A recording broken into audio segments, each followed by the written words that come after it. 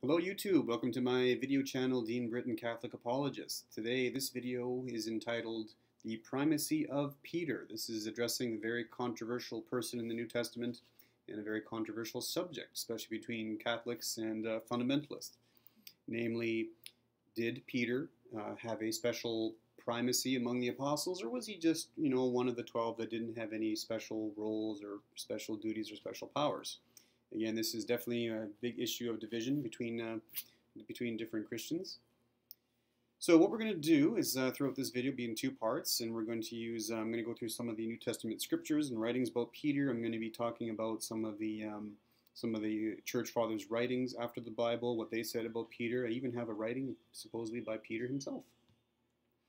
So to kick this video off, I thought I'd begin with an analogy to kind of set the tone and to basically hopefully bring Catholics and fundamentalists and certain Protestants together to find some common ground. So in this analogy, I'm going to go back about 40, actually more like 50 years. We're going to go to Detroit, Michigan in the 1950s and 60s. Now you're probably thinking, what on earth does Detroit, Michigan have to do in the 1950s have to do with St. Peter? Well, here it is. Here's the analogy. So there was a musical movement back then, and it was called Motown.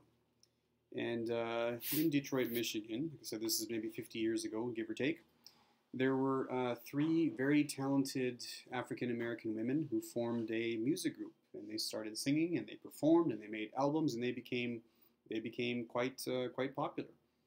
This group, of course, is called the Supremes. And like I said, that group consisted of three different women, relatively from the same age. I think they even from the same high school, if I recall. I don't know, don't quote me. But anyway, so they were doing their thing, they were making music and putting out a couple of hits, and they were touring around, they were on TV, Ed Sullivan's show, you name it. They were just taking the world, taking Motown, taking the music world by storm. Now, however, something interesting happened, almost out of the gate. It kind of became obvious that one particular member of the group kind of outshined the rest, kind of stood out, outshone the rest, kind of stood out among the group. She was kind of the spark plug of the group. Okay, I won't tell you her name, but you're going to figure it out pretty quick. Okay, so a couple years later, it became more and more obvious that she was outshining. She was sort of the spark plug of the group. Okay. And as I said, this band was called the Supremes. So you went to buy their album, the first couple albums just said the Supremes. Okay. Then, one year, another album came out. This time, instead of just saying the Supremes, it actually said Diana Ross and the Supremes. Okay, so it doesn't take a genius to figure out that Diana Ross was the kind of the spark plug of the group, kind of had a bit of a primacy in the group. Okay. So with that analogy in mind, now we're going to go to the Bible. So I'm going to focus, for the purpose of this video, I'm going to focus on the Gospel of Luke. Now, the Gospel of Luke was written by a Greek writer, who seems to be written mostly to a Gentile audience.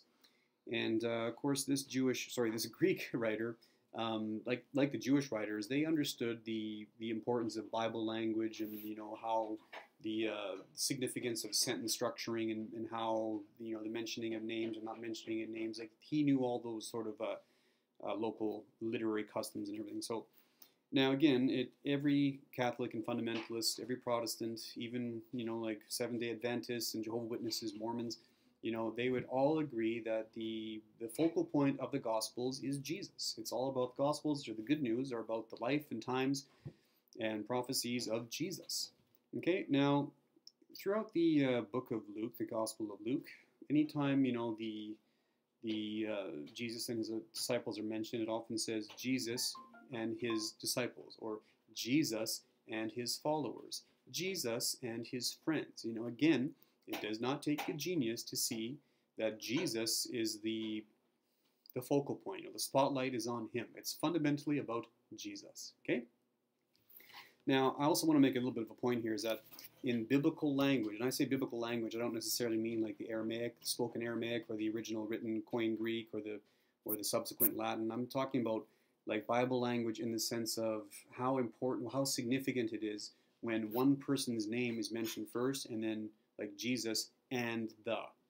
There's a couple places it says like, Jesus took Peter and James up to the Mount of Transfiguration. Okay, fine, but majority of times it's Jesus and, like Jesus and followers, Jesus and disciples, Jesus and a crowd. Okay, so it's extremely significant in the Bible times, like the time and the languages that the Bible is written in, is extremely significant to say one person's name and then saying plus these other people. Okay, it means it's a great honor to the person whose name is being mentioned. They are clearly kind of at the focal point, the spark plug. They clearly have a primacy. Okay, and like I said, if you don't believe me, go into the Gospel of Luke. Just read it. Jesus and Jesus and Jesus and. Okay, the next book book of the Bible we're going to focus on is Acts of the Apostles. Now, perhaps you're wondering why I chose the Gospel of Luke and then to go in Acts of the Apostles. And the answer is actually quite simple. It's because the same person who wrote the Gospel of Luke also wrote the book of Acts of the Apostles. Just make a bit of a mental note on that. So, of course, it's Acts of the Apostles now. Jesus has ascended into heaven and it's at the right hand of God the Father. So that leaves the, 11 apostles until Judas's successor was appointed. And then there's 12 again. Now, as I mentioned earlier, Jesus was the focal point of the Gospels. It's all about him. The Bible is really ultimately about him, but especially the Gospels. So now we're in Acts of the Apostles. Now, bearing in mind everything I just said about the Gospel of Luke, how it says Jesus and his disciples, Jesus and his followers. So to the fundamentalist who says that Peter had no special authority or primacy, you would think as we go into the Acts of the Apostles, it would just simply say the apostles of Jesus or the disciples of Jesus or the friends of Jesus. What does it actually say? Well, let's go into Acts and read it. Oh my goodness, look at this. Peter and the apostles. Peter and the 11. Peter and his friends. Peter and his followers. Wow, how about that? The same honor that the writer of Luke gave to Jesus, he gives the same literary honor to Peter. How about that? Now, to a fundamentalist who wants to dishonor Peter, that might seem as a shock. To us Catholics, it makes perfect sense because we've always known that Peter does have a primacy among the apostles. Okay? And on that note, I'm going to go off on a little tangent here, but it is connected. The whole issue of vicar. We believe that Peter was the first pope. About 265 popes later, we have Pope Francis, and his title is vicar.